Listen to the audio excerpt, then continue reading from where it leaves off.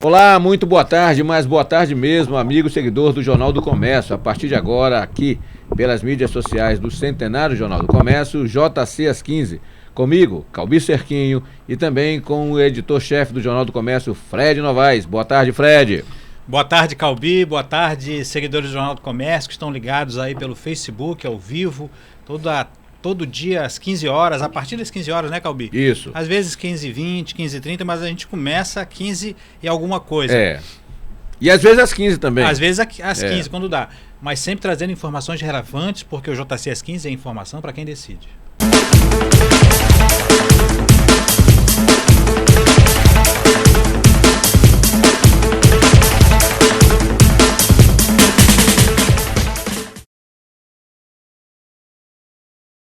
Pois é, Fred, e o Brasil vive a expectativa, está aí, não é mais expectativa, é a realidade de um encontro de suma importância em Brasília, a reunião dos BRICS. Nós também temos uma crise na Bolívia. Tudo isso e mais e muito mais nós teremos a partir de agora, Fred. Com quem, Fred? Exatamente, Calbi. A gente tem hoje a satisfação de estar aqui mais uma vez, essa semana, para fazer o balanço político com o Breno Rodrigues, cientista político que está aqui ao nosso lado, para mais uma participação com o nosso seguidor do Jornal do Comércio. Seja bem-vindo, Breno, para essa participação. Obrigado, Fred. Obrigado, Calbi. Então, hoje no programa de hoje, Calbi, a gente separou 3 temas para colocar em pauta essa semana, que realmente teve muita coisa, mas a gente vai precisar enxugar para fazer um programa mais compacto nesse primeiro bloco. E a gente vai trazer a crise na Bolívia, e eu queria começar por ela logo. A gente pode até jogar imagens aí por conta dessa situação, Breno. A gente viu aí com certo, fomos surpreendidos com a notícia da saída, né, da renúncia do Evo Morales, e de repente a assunção de uma nova presidente, né? Como é que você viu esse processo? Realmente ele está eivado de situações que são complexas dentro da Bolívia, né? Sem dúvida. O fato político da semana na região foi, sem dúvida, primeiro, a convocação de novas eleições da Bolívia. Isso foi tudo domingo, tá? Foi uma espécie de torrente de acontecimentos. Tudo começou domingo. Então, domingo mesmo, tivemos o anúncio de uma nova eleição. O próprio presidente convocou essa nova eleição. E alguns minutos depois, algumas horas depois, o presidente anuncia a sua renúncia. Então, o fato, digamos assim, que mais chamou a atenção de tudo isso foi a velocidade dos fatos. A convocação de uma nova eleição e a própria renúncia do presidente, que não estava muito... Ninguém esperava isso, né? Dada a força política de Evo Morales no país, entre outras coisas. Agora, Breno, eu pergunto o seguinte: o que, na tua opinião, fez ele renunciar? Foi a pressão das ruas? Foi o desgaste que ele teve? Foi a OEA dizendo que teve fraudes? O que você Joga acha, na tudo tua isso opinião? no liquidificador e você tem o que um você acha? resultado, né? Isso tudo fez a questão. Foi isso que fez ele renunciar? Porque ele não era para ter... Não parecia que ia ter renúncia, né? De fato, é a fórmula do caos. Primeiro, o fato de o presidente ter forçado uma situação, no caso, a sua quarta eleição. Um fato importante também diz respeito à ascensão da oposição. A oposição começou a crescer de forma muito, muito consistente na Bolívia. E o que me leva a crer também é que boa parte do que nós entendemos hoje como oposição, ela está muito temerosa da Bolívia virar uma nova Venezuela. Ou seja, de o governo começar uma espécie de escalada da violência contra a população. E as Forças Armadas, né? Pois é, usando sempre as Forças Armadas. Exatamente, sempre fiel da balança, e as Forças Armadas acabaram, de fato, retirando o apoio do presidente. E aí, segundo algumas informações e fontes, ele estava com medo de ser preso, né? Exatamente. Foi por isso que ele foi Exatamente. Tanto renunciou e foi embora. Viajou, primeira conversa que ele tinha ido para a Argentina, né? Mas acabou no México. Que ele foi para o México. Agora, Breno e Calbi, essa situação, que a gente, inclusive, aqui no Balanço Político, a gente já vem trazendo aí os reflexos aí na América Latina dessa situação conflituosa no Chile, na Venezuela, e agora a gente está trazendo... Já tínhamos falado, inclusive, sobre a questão da Bolívia, mas isso de alguma forma mexe aqui nesse ambiente político que temos aqui também no Brasil, por conta desse fortalecimento aí de uma situação de falta de controle em alguns dos países aqui da região? Suspeita-se, por enquanto não. As informações são apenas de bastidores, essas coisas, mas há uma certa indicação de que o próprio chanceler participou dessa substituição de poder na Bolívia. Então, no caso, o nosso chanceler é Ernesto Araújo. Então, esse cenário de instabilidade... Tem o dedo dele lá, rapaz? Uma das informações que estão circulando aí de que essa coisa se confirma. E, assim, sem o apoio do Brasil, esses países, esses movimentos de rua, esses movimentos de oposição, certamente se sentem mais à vontade. Né? Não só... Tanto que o outro fato da semana, só para complementar tudo isso, foi ontem, inclusive, né? A oposição venezuelana em Brasília acabou invadindo a embaixada da Venezuela. Então, poxa, são coisas nesse sentido que acontecem pelo fato do Brasil ter um governo mais à direita, que favorece, de certa maneira, essa oposição mais radical contra esses governos de esquerda. Agora, o Fred, pegando essa parte política aí da influência, das possibilidades de o que pode acontecer aqui no Brasil, mas eu tenho um dado, Fred, que eu ouvi, eu fiquei preocupado, basicamente foi com esse dado, na parte econômica, na parte financeira, onde 30% do gás usado no Brasil vem da Bolívia. 30%. Ou seja, é uma quantidade razoável, bastante, né, que se houver algum tipo de problema maior na Bolívia, a gente pode ser afetado financeiramente também. É isso mesmo, Breno? Sem dúvida, sem dúvida. Essa dependência energética, né, do gás da Bolívia ainda é um... mas a tendência, o cenário na Bolívia está mais favorável ao governo Bolsonaro. A situação está um pouco mais complexa no Chile, né? De relações comerciais por conta exatamente de ser um movimento mais à esquerda, né? Que tem puxado a situação no Chile. Agora, me permita mudar do assunto para a gente avançar na pauta. Vamos lá. Olha, agora a gente vamos falar, inclusive tem a ver com isso, porque foi fechado aí da reunião dos BRICS, sempre se traz uma mensagem, né, um manifesto do grupo, e surpreendeu a alguns o fato de não terem citado nem a Venezuela nem a Bolívia nesse, né, e trouxeram outros países aí que realmente estão bem fora da esfera do Brasil, né? E a gente tem um vídeo rápido aqui para colocar sobre os BRICS, só para o nosso seguidor ter um entendimento melhor do que é os BRICS. É um vídeo do governo federal aí, só para dar uma situação aí.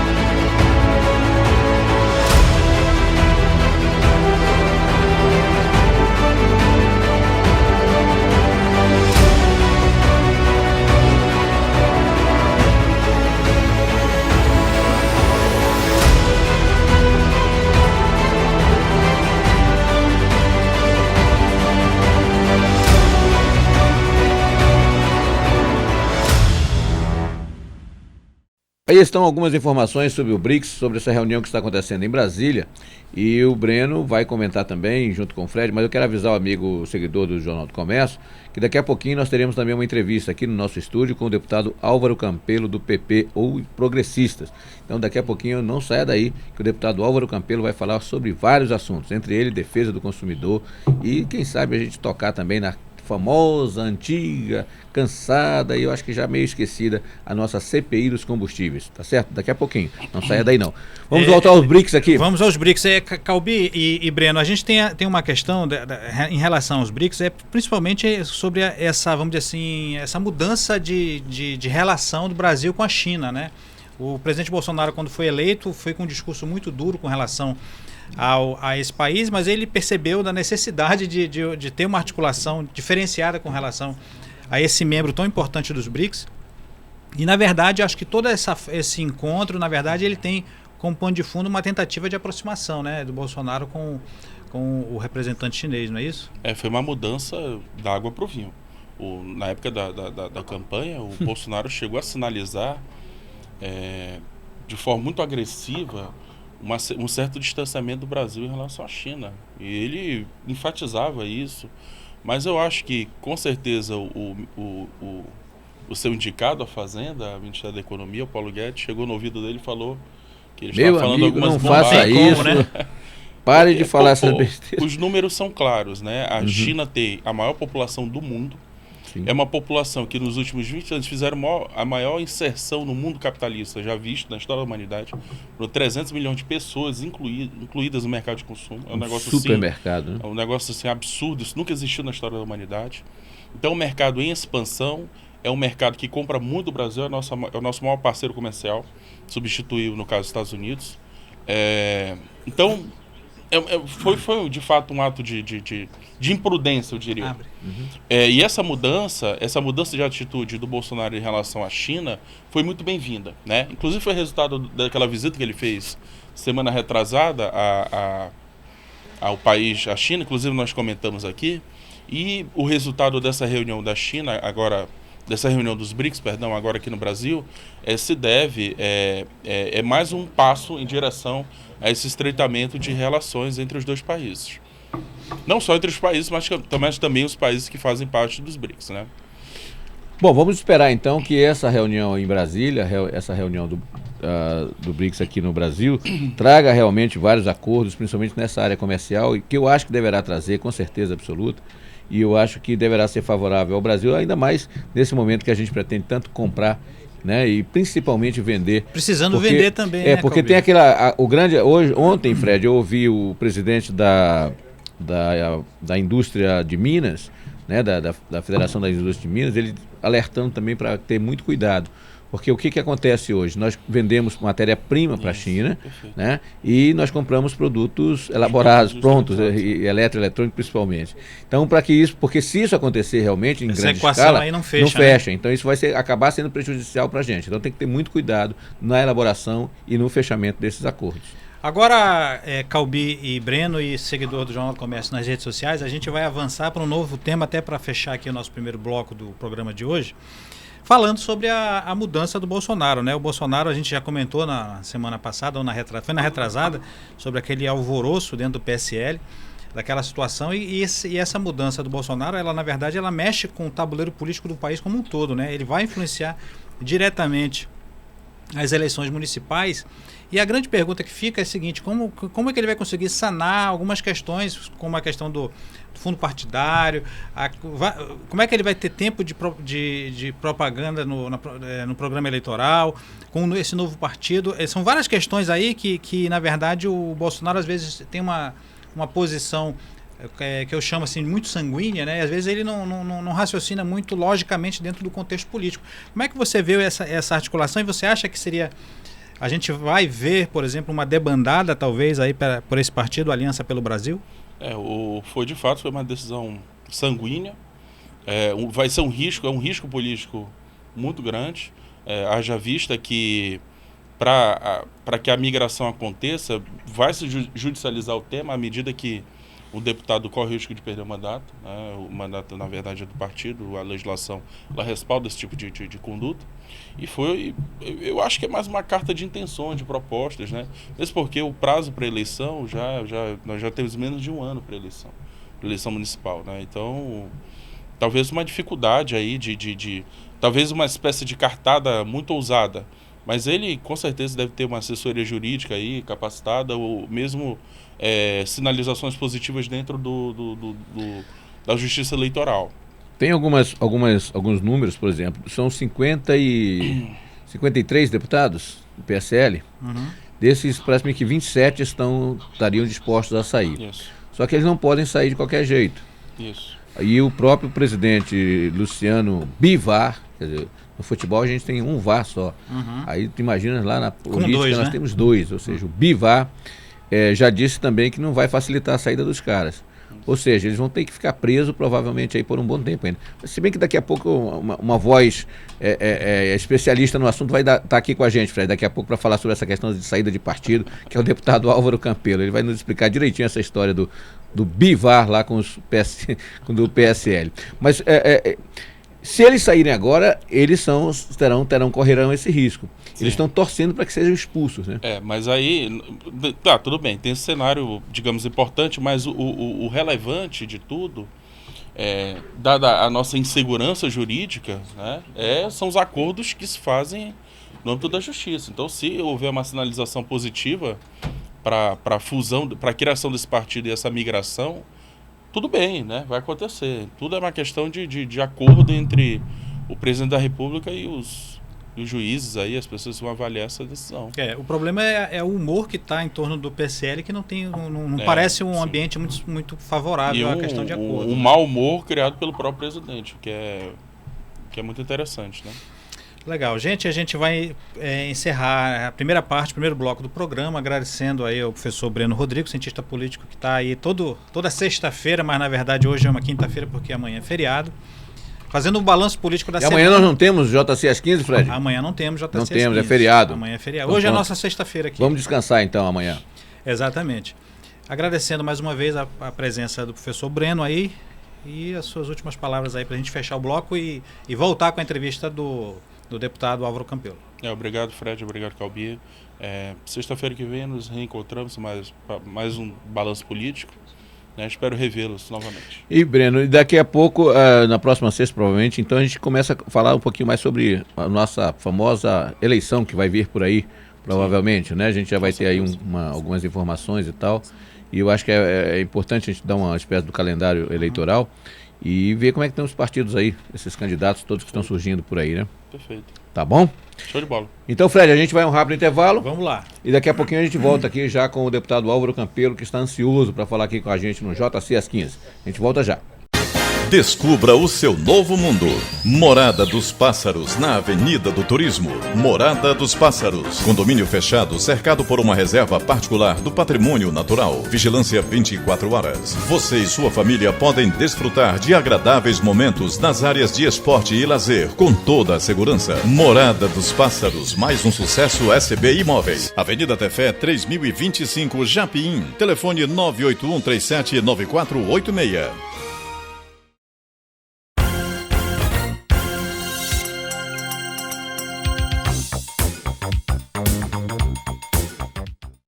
Olá pessoal, bom gente, estamos aqui, eu Flávio Guimarães, colunista do Jornal do Comércio, conversando com vocês hoje, falando sobre um assunto bem interessante que a gente escreveu no artigo dessa semana também, que é a gente ter que se reinventar e se reestruturar de forma estratégica.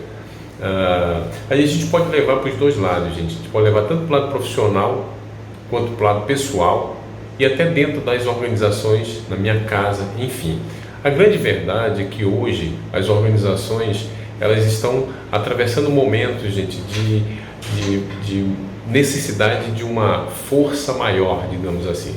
Essa força maior é nós podermos nos planejar estrategicamente e a cada momento, se for necessário, se reinventar. Como a gente faz isso? A gente faz isso de uma forma extremamente prática. O se reinventar é você ter essa visão empreendedora que tanto se fala. Nós precisamos ter esse espírito empreendedor, essa visão empreendedora, e a gente tem que ver em todas as dificuldades, oportunidades. Então, o que a gente tem que fazer para se reinventar é ver nas ameaças oportunidades de melhoria. E aí, eu vendo as oportunidades, fica bem mais fácil, gente, eu trabalhar e buscar esse equilíbrio e trabalhar a estratégia pontual, que aí eu vou falar para vocês assim, nós temos que ser tão estratégicos quando a gente se reinventa, que a gente precisa em alguns momentos se recuar para depois avançar, e isso é estratégia, Nós precisamos pensar grande, começar pequeno e crescer rápido, e segredo não existe, existe trabalho. Precisa se pensar estrategicamente, e para isso nós precisamos necessariamente se conhecer. Então vamos nos conhecer, vamos pensar estrategicamente, vamos começar a fazer a estratégia funcionar e ao mesmo tempo vamos criar e se recriar, vamos nos reinventar, gente. É necessário, sem sombra de dúvida, a cada dia e a cada momento. Fiquem com Deus e até a próxima semana para a gente bater um papo de um outro assunto bem interessante que irei escrever para a próxima semana. Um abraço, gente.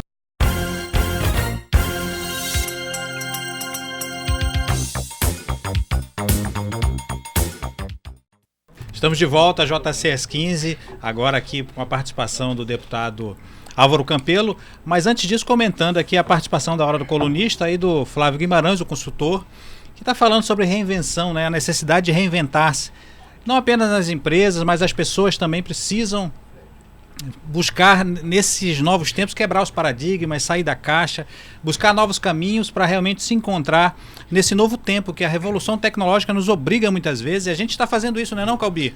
Nós que somos dinossauros aí da comunicação, a gente vai andando aqui como Tiranossauro Rex aqui nesse meio da internet, mas a gente está chegando e estamos fazendo a nossa parte. Então, Calbi, a gente também não pode esquecer de falar do condomínio Morada dos Pássaros. Me ajuda aí. Verdade, afinal de contas, você que quer morar bem, você pode morar lá no bairro Tarumã, ali perto da Ponta Negra, lá no Morada dos Pássaros. Você junta ali, você une, na verdade, para a sua melhoria da qualidade de vida, a segurança e principalmente a convivência muito próxima ali da natureza. Então, você tem essa questão da segurança e o meio ambiente muito próximo, com certeza a qualidade de vida da pessoa melhora bastante. E você já sabe, né, Fred, que quem disser que ouviu essa propaganda do Morada dos Pássaros aqui no JCS 15, leva de cara, sem sorteio, sem nada, R$20 mil de desconto na compra do seu lote. Portanto, não perca que esta é uma grande oportunidade. Fred, quais são os telefones, Fred, da Morada dos Pássaros? A SB Imóveis está no 21 29 4537 e no 981 37 9486, que é o WhatsApp. Pois bem, aí estamos agora, Fred, com o deputado Álvaro Campelo, antigo PP e agora progressista. Ele é bastante progressista também, como diz o presidente, o secretário-geral Belarmino Lins, que os progressistas chegaram para progredir. É isso mesmo, deputado. Bem-vindo ao JCS 15. Ô, Calbi, boa tarde, Fred, boa tarde a toda a equipe. Uma grande honra estar aqui de volta, né, onde eu já estive aqui, para poder falar das ações do mandato, para poder falar e fazer uma prestação de contas do que nós temos feito na Assembleia Legislativa do Estado. Agora, desculpa te interromper, só vai pegar tranquilo. uma piadinha em cima disso, do Pronto. Progressista, porque nesse tempo que a gente está vivendo desse revival do conservadorismo, a palavra progressista fica meio, até fica meio assim, né, fica fora do contexto, né? Tem uma ala aí, né, ainda que não consegue conviver harmonicamente com posições políticas distintas, né? Eu acho até lamentável que a gente viva esse momento no país nessa dicotomia, né, desnecessária.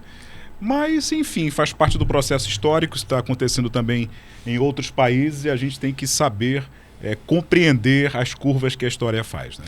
O deputado Álvaro Campelo foi vereador, o deputado Álvaro Campelo vem se envolvendo principalmente com os seus mandatos na questão da defesa do consumidor, e chegando à Assembleia, uma das marcas, características iniciais do deputado Álvaro Campelo foi a questão da polêmica instalação da Comissão Parlamentar de Inquérito, a famosa CPI dos combustíveis. E nós gostaríamos que, como já acabou a CPI, eu queria que o deputado Álvaro Campelo fizesse um pequeno balanço do que foi, o que ficou da questão da CPI dos combustíveis, deputado. Calbi, eu acho que a CPI ela cumpriu o seu papel como instrumento para verificar a possibilidade e a existência de cartel na cidade de Manaus, né? Ao final da pesquisa apontou-se para essa possibilidade dessa existência, e todo o conteúdo dessa investigação foi entregue ao Ministério Público do Estado e aos órgãos de controle para que as providências sejam tomadas, né? Todo o conteúdo dessa investigação encontra-se na mão destes órgãos de controle. Ainda durante a CPI, nós tivemos, do ponto de vista do consumidor, um ganho enorme, né? A gasolina, nós fechamos a CPI a gasolina a R$ 3,69. Né? Isso mostrou a força, o impacto, né, que uma investigação dessa envergadura ela produz num segmento tão essencial como o segmento de combustíveis. Mas, infelizmente, algumas pessoas, eu não sei se por má fé ou por desconhecimento, querem que ações como essa, elas tenham um tom policialesco, né? Que ao final de uma CPI apareçam ali várias pessoas já saia presas, né? Várias pessoas condenadas. Daí alguém pergunta assim, mas a CPI, o preço terminou a 3,69, agora porque está 4,53? Poxa, nós vivemos numa economia de mercado. Claro. Né? Não há possibilidade de tabelamento de preços. Né? Quem dera se pudéssemos assim proceder, né? Quem dera. O Bolsonaro apareceu no meio do comentário aí, né? O senhor falou em gasolina alta, estava baixa. O responsável por isso. Eu acho que é porque nós estamos falando de progressistas ainda há pouco. Né? Ele veio dar uma piscadinha, né? É o começo do negócio. Então, algumas pessoas, ou por desconhecimento, ou por má fé mesmo, não conseguem compreender que não existe tabelamento de preços. Não existe. Né? Não existe. É uma economia de mercado, economia dinâmica, e o próprio mercado se autorregula.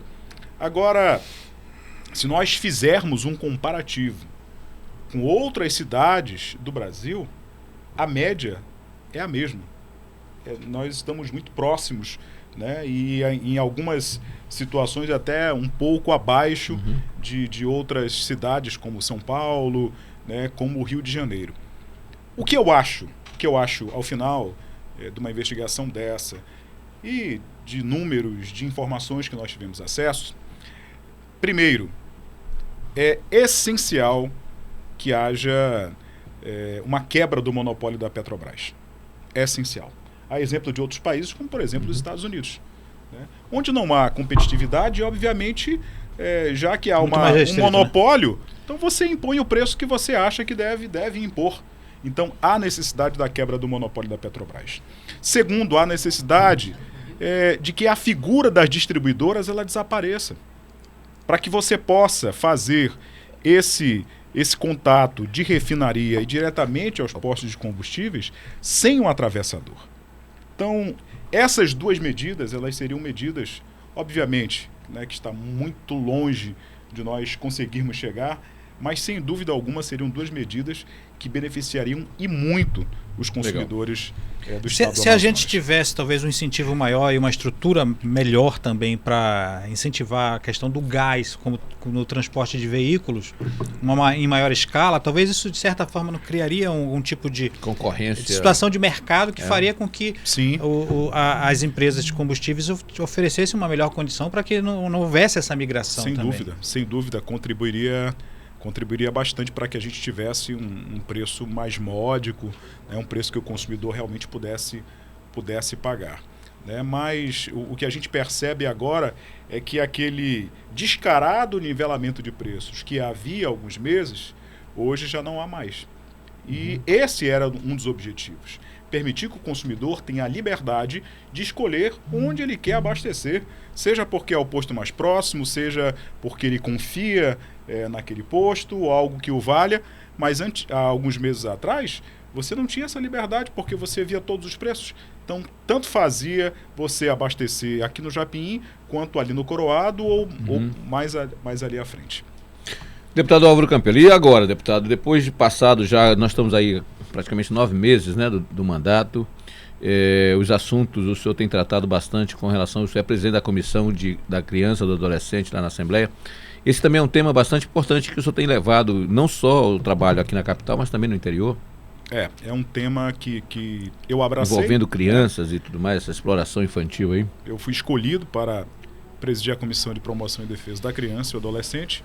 E a partir daquele momento, né, nós tivemos a preocupação de poder chegar aos municípios e às comunidades desses municípios para continuar um trabalho que já vinha sendo desenvolvido por outros órgãos da rede de proteção, mas agora com a chancela e com o peso da Assembleia Legislativa. Então, nós temos realizado muitas viagens a essas festas dos municípios, onde há ali, né, um grande contingente de pessoas e que muitos se aproveitam desse momento para a prática do turismo sexual, né, do trabalho infantil. Então nós temos ido a essas localidades, conscientizar a população de que a população pode ser também uma grande fiscal, pode ser uma grande parceira fazendo as denúncias e também coibindo algumas práticas que nós encontramos ali no momento em que está ocorrendo a festa. Né? Fora isso, as audiências públicas que têm sido realizadas, elas servem também para despertar nessa sociedade, né?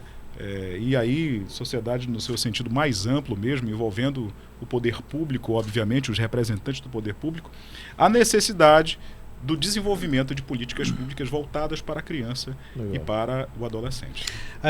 Deputado, a gente também aqui no Jornal do Comércio, a gente trata muito da questão, a gente fala muito sobre a questão da necessidade de você desenvolver o interior do Estado através de algum tipo de política que incentive a economia desses locais. De expandir, além da capital Manaus, você ter oportunidade de trabalho, geração de empresas, criação de fábricas, enfim. Mas a gente sabe que há elementos limitadores gigantescos no estado continental como o Amazonas, e um deles é obviamente a questão energética, os apagões que vêm aí se multiplicando aí no estado do Amazonas, tem afetado não só a questão da economia como um todo, limitando consideravelmente o desenvolvimento de várias atividades, mas até socialmente, né? Até a questão de segurança pública, tudo isso está afetado. Como é que o senhor vê essa questão e de que forma a Assembleia, eu sei que o senhor está participando desse tipo de articulação junto à empresa responsável, como é que a gente está e que tipo de resposta a gente pode trazer aí para o nosso seguidor que acompanha do interior do estado, que infelizmente talvez nem esteja podendo acompanhar nesse momento. Porque está faltando luz Porque lá. está faltando energia, mas ele vai poder ver depois, porque todos os nossos vídeos ficam gravados aí na nossa página e posteriormente ele pode ter acesso. Fred, eu vejo com muita preocupação a questão energética no estado do Amazonas.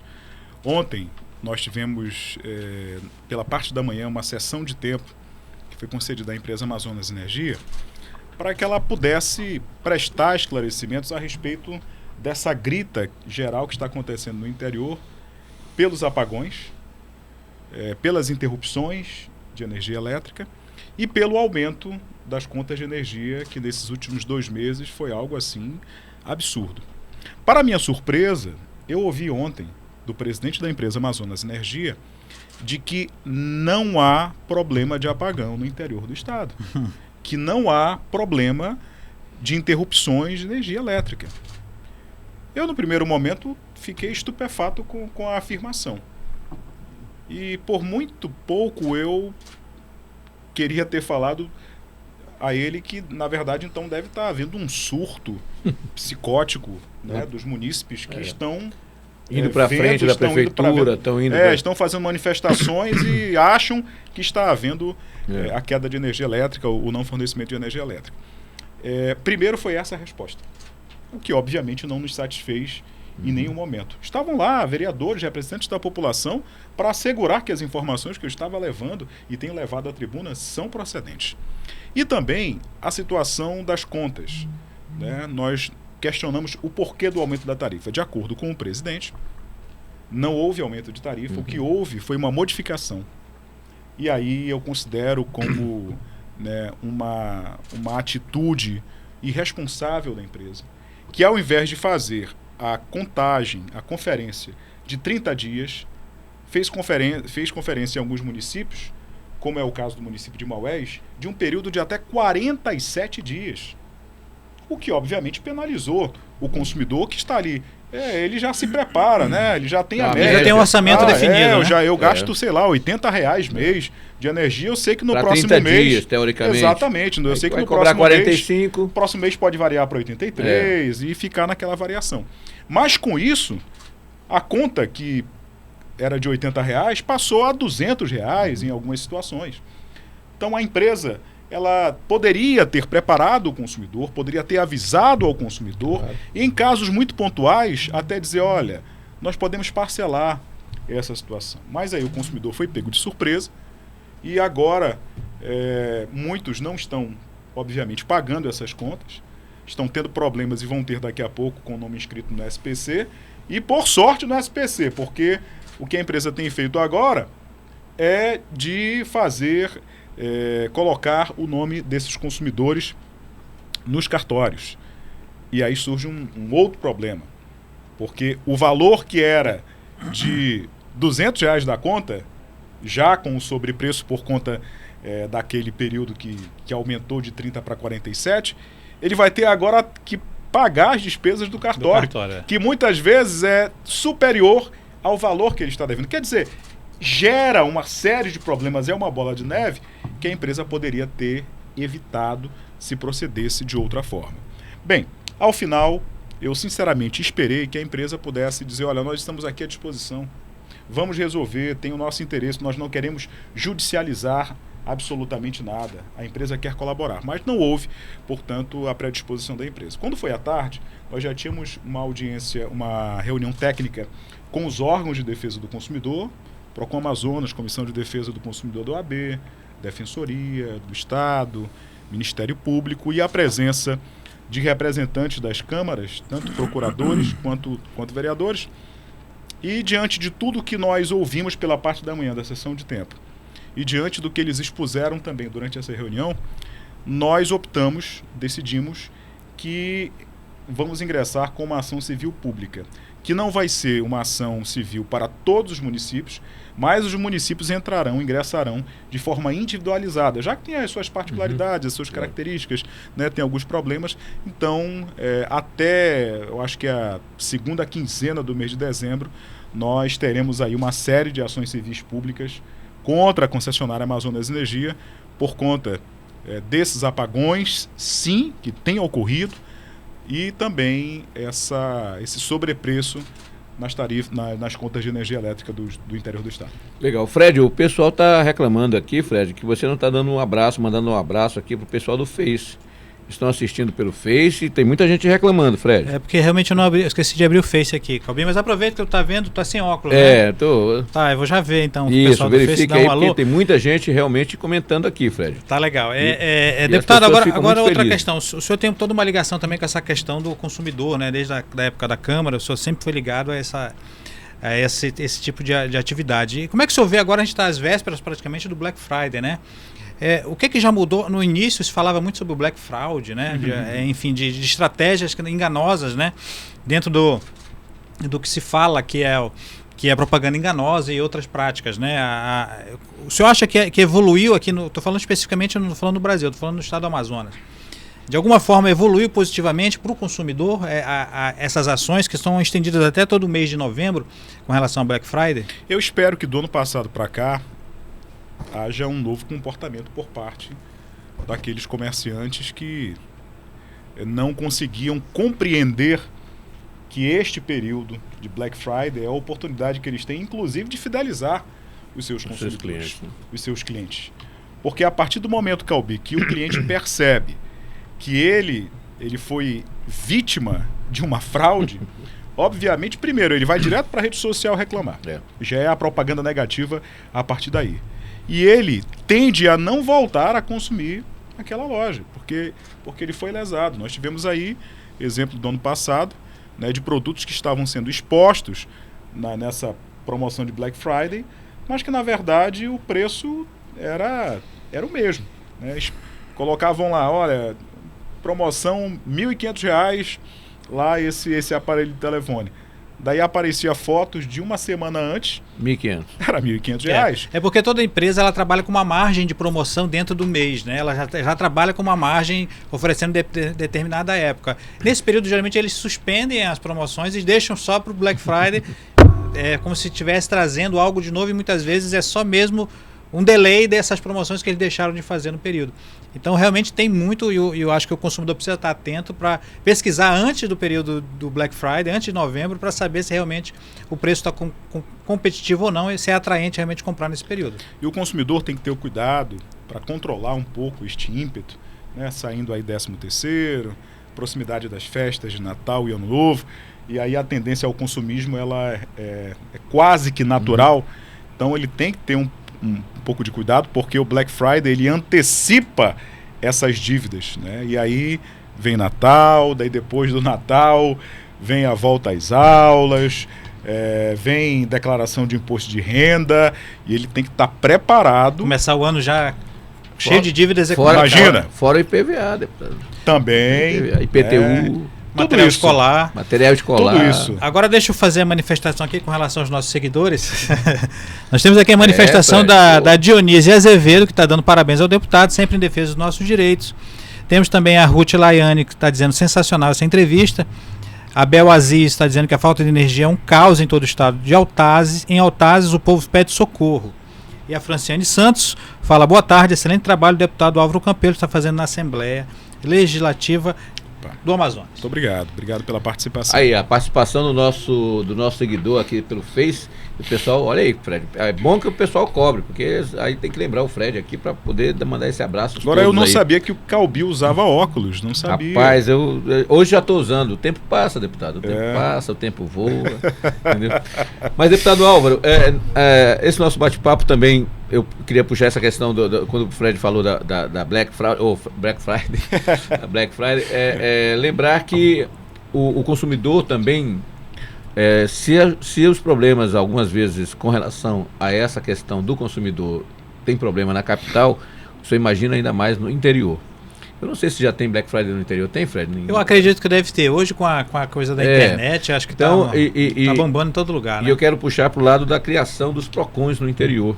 Quer dizer, que se a gente tem aqui muitos problemas, imagina no interior. E o PROCONs, com certeza, é uma arma ou vamos dizer assim, um auxiliar do consumidor nessa luta, né, deputado?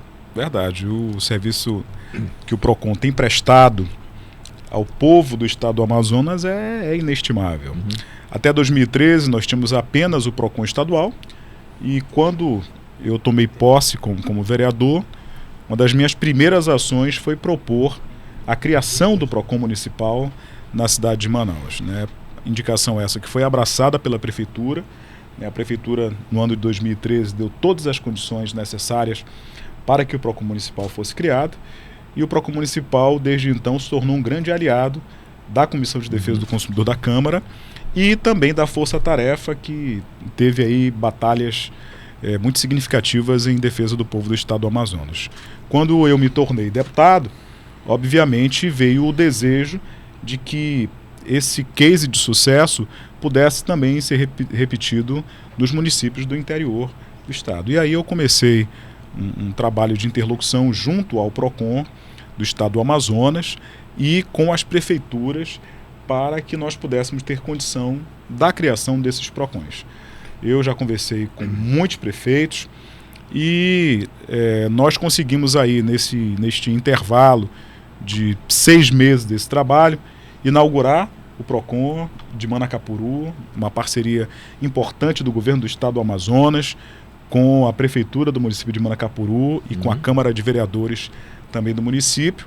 Tefé já tem o seu PROCON, né? Parabenizar aí o trabalho do prefeito Normando, do município de Tefé, onde eu estive este final de semana, estive em Tefé e Alvarães, e já há outros municípios que acenam com a possibilidade de criação, como é o caso de Parintins, como é o caso de Benjamin Constant, e outros que estão avançando nesse sentido. Mas é inquestionável que a presença de um órgão de proteção, de defesa do consumidor como o PROCON faz a diferença na vida do cidadão interiorano. Próxima festa do interior nós teremos o quê? Agora o Festival de Novairão? Tem Novairão. É agora nesse final de semana ou no outro? Este final de semana. Este final de semana, agora 17, por aí, né? Assim. Novairão faz lá o festival do Festa do Tem alguma programação da né? comissão com relação à criança e adolescente? Sim, a comissão estará uma equipe lá. Eu, infelizmente, não vou poder estar presente, porque amanhã eu acompanho a comitiva do governador do estado rumo a Itacoatiara, mas a equipe já estará também na festa do Peixe Boi, fazendo o trabalho a que eu me referi ainda há pouco, trabalho de conscientização e o trabalho de combate ao trabalho infantil e da exploração sexual de crianças e adolescentes. Que esse é um problema seríssimo, né? Esse é um problema sério, porque existe uma cultura ainda que está enraizada no homem do interior, de que este é um assunto que não tem tanta importância, né? Aparece a figura do homem que pode ser o que vai dar condições para que aquela família saia da situação de penúria, que pode sustentar, O mantenedor, exatamente, era essa expressão São que eu estava... os microcoronéis ainda. Exatamente. Das famílias. Então, também, né? há uma certa tolerância com relação a isso, o que é lamentável. Exato. É por isso que esse trabalho das audiências públicas e das fiscalizações, ele é importante para conscientizar de que isso não é natural, de que é um crime, de que nós temos que proteger as nossas crianças e os nossos adolescentes.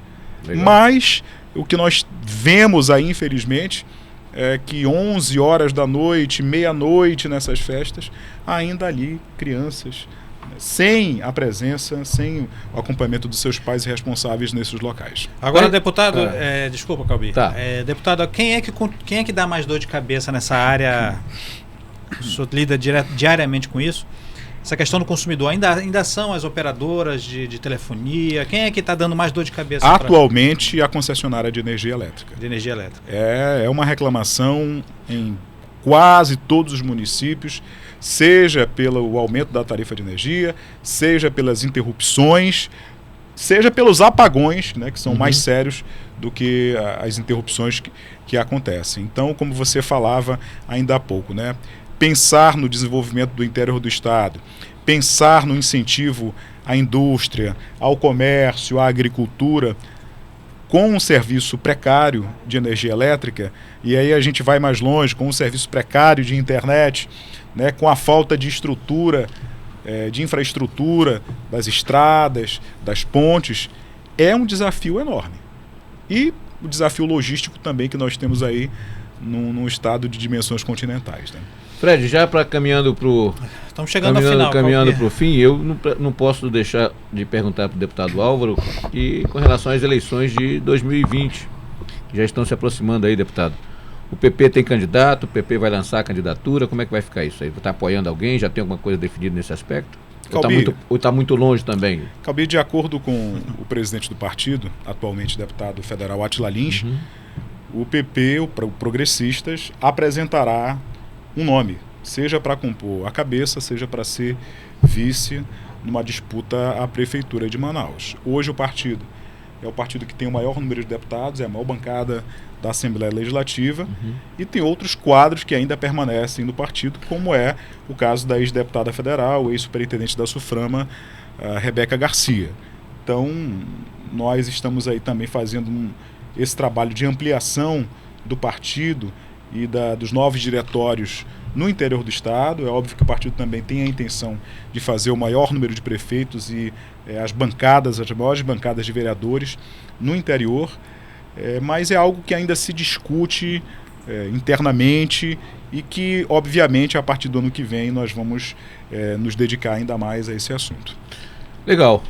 Fred, deputado Álvaro, mais alguma coisa que o senhor queira deixar aí para o nosso seguidor do Jornal do Comércio, algum assunto quente? Pode colocar agora, não tem problema não. Ô Calbi, mais uma vez agradecer pelo espaço, pela gentileza, né, que você, o Fred, toda a equipe do Jornal do Comércio nos concedem para nós falarmos a respeito. E isso é importante para que a população conheça o trabalho do parlamentar, para que a população saiba separar o joio do trigo, diante de um quadro ainda tão conturbado da política nacional, do desprestígio da figura do parlamentar, do político como um todo. E mandar aqui um abraço muito, muito especial ao povo de Itacoatiara. Eu estarei amanhã em Itacoatiara, na sexta e no sábado, retorno para Manaus no sábado mesmo. E na segunda-feira volto para Itacoatiara, porque a Câmara Municipal de Itacoatiara me presta uma homenagem. Eu serei agora, a partir de segunda-feira, cidadão de Itacoatiara, cidadão itacoatiarense, uma proposta do vereador Bosco Rodrigues. E eu estou aí com esse sentimento, sem dúvida alguma, de muita gratidão ao povo de Itacoatiara pelo reconhecimento do trabalho que nós temos realizado ao longo desses 9 meses de mandato. Muito bem. Fred? É isso aí, Calbi. Agora lembrando aqui, deixa eu fazer a agenda da próxima semana, rapidamente aqui, deputado me permita. A gente na segunda-feira a gente vai receber aqui o presidente da ACA, o Ataliba Davi Antônio Filho. Na terça-feira a gente vai receber, Calbi, o presidente do CIEAN, do Centro da Indústria do Estado do Amazonas, o Wilson Périco. A gente recebe na quinta-feira o deputado Serafim Correia. E na sexta-feira a gente recebe o representante da empresa concessionária de energia, o Tarcísio Stefano da Rosa.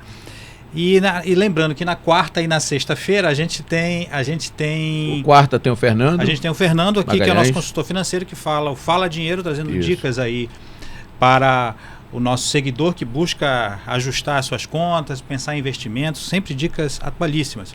E na sexta, o sexta-feira Breno, a gente traz o Breno também para fazer o nosso para balanço, fazer o nosso balanço político.